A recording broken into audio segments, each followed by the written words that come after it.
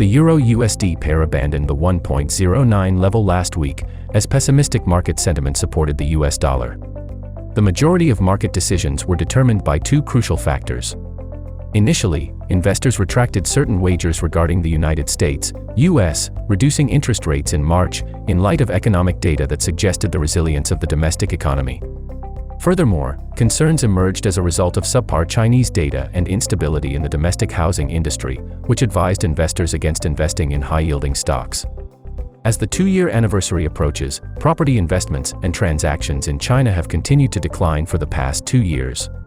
In November, the National Bureau of Statistics of China, NBS, reported that the price of newly constructed homes decreased by 0.2% annually, the fifth consecutive monthly decline.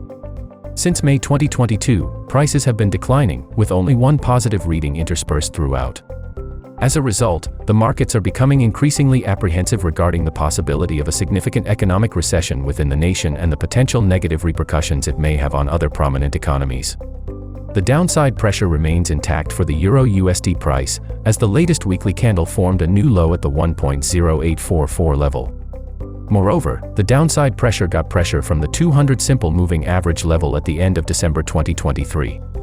Meanwhile, the RSI shows a downward slope at the 52 level, while the momentum is flat at the positive level. In the daily chart, bears remain in the limelight as the recent price formed 3 consecutive bearish pressures at the beginning of the week, above the flat 200 DMA. Meanwhile, the 20-day EMA shows a decline, showing a confluence selling pressure. Based on the current weekly forecast, Euro-USD price could lower toward the 1.07 psychological level, after moving below the 1.0845 support level. On the bullish side, bulls might defend the price, where a stable market above the 1.09 level could open the room for testing the 1.10 level.